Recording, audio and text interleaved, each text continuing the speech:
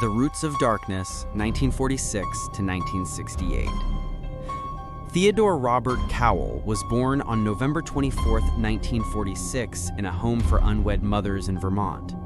His mother, Eleanor Louise Cowell, was unmarried, which was a significant stigma at the time.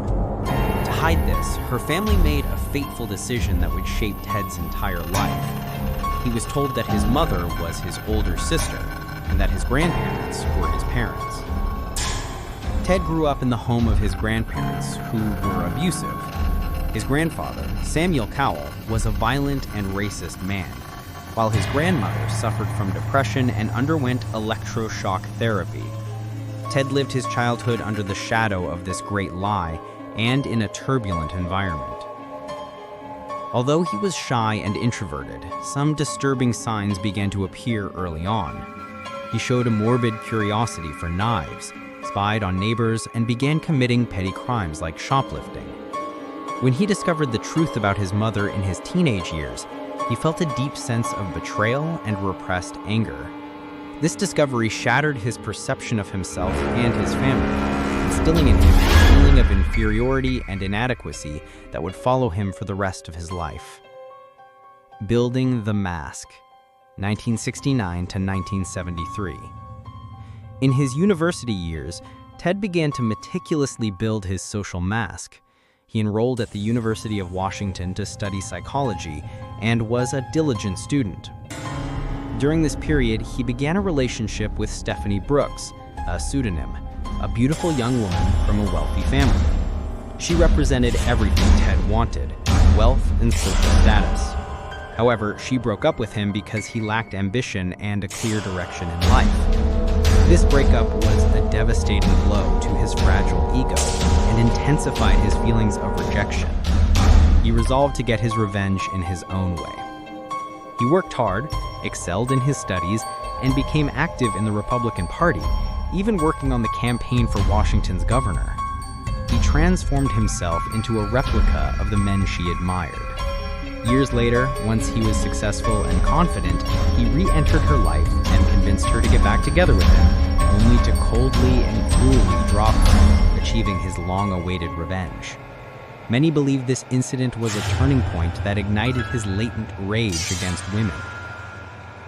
Unleashing the Monster, 1974 to 1975. By the beginning of 1974, the mask began to crack.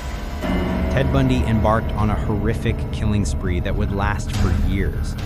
His victims were young female university students who shared a similar appearance: beautiful, intelligent, with long, dark hair parted in the middle, just like Stephanie Brooks. His method of hunting was terrifying in its simplicity and cunning. He would put a cast on his arm or leg and lean on crutches, then approach young women in public places, politely asking for their help to carry books or items to his yellow Volkswagen Beetle. The moment the victim showed sympathy, he would strike her with an iron bar to knock her unconscious, then handcuff her, place her in the car, and drive her to a secluded location.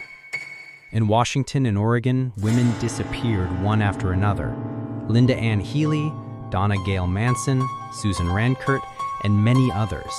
The police were unable to find any link between the cases, and no one imagined that the killer was the charming young man studying law. Ted moved to Utah in 1974 to attend law school, and the terror moved with him. Young women began to disappear there as well. But in November 1974, he made a mistake. One of his intended victims, Carol Duranch, fought back fiercely and managed to escape from his car. She survived and went to the police, providing them with an accurate description of him and his vehicle. She was the first to see the monster and live to tell the tale. The Fall, the Escape, and the Massacre, 1975 to 1978. In August 1975, Ted Bundy was stopped by a highway patrolman who noticed his suspicious behavior. Upon searching the car, the officer found Bundy's murder kit: a ski mask, handcuffs, a crowbar, and an ice pick. He was arrested, and Carol Duranch identified him in a police lineup. He was sentenced to prison for kidnapping. But the story wasn't over. While in Colorado to face another murder charge, he cleverly planned his escape.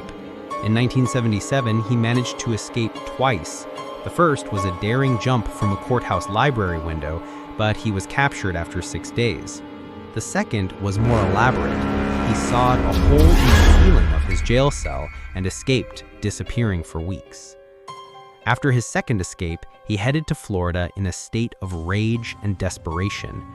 On a single night in January 1978, he broke into the Chi Omega sorority house at Florida State University and launched a savage attack. In the span of 15 minutes, he killed 2 students, Lisa Levy and Margaret Bowman, and brutally assaulted 2 others. A few weeks later, he committed his final and most heinous crime, the kidnapping and murder of 12-year-old Kimberly Leach. Justice and the End, 1979 to 1989. Bundy was captured for the last time in February 1978. His trial in Florida was a media circus. He insisted on representing himself, reveling in the spotlight and fame. He behaved bizarrely, arguing with the judge and even proposing to his girlfriend, Carol Ann Boone, during the trial, and legally marrying her due to a loophole in the law. But this time, the evidence against him was overwhelming. The decisive proof came from forensic science. Bundy had left a clear bite mark on the body of victim Lisa Levy. Dental experts compared the mark to a mold of Bundy's teeth, and the result was a perfect match. This was the physical evidence that sealed his fate. He was sentenced to death. He spent the next several years on death row, denying his crimes and filing appeals. But as his execution date neared, he began to confess. In a desperate attempt to postpone his execution, he admitted to investigators the horrific details of his crimes, confirming he had murdered more than 30 women in 7 states, with hints that the true number might be even higher. On the morning of January 24, 1989, Ted Bundy's life ended in the electric chair. Hundreds of people gathered outside the prison, cheering and setting off fireworks to celebrate the monster's death.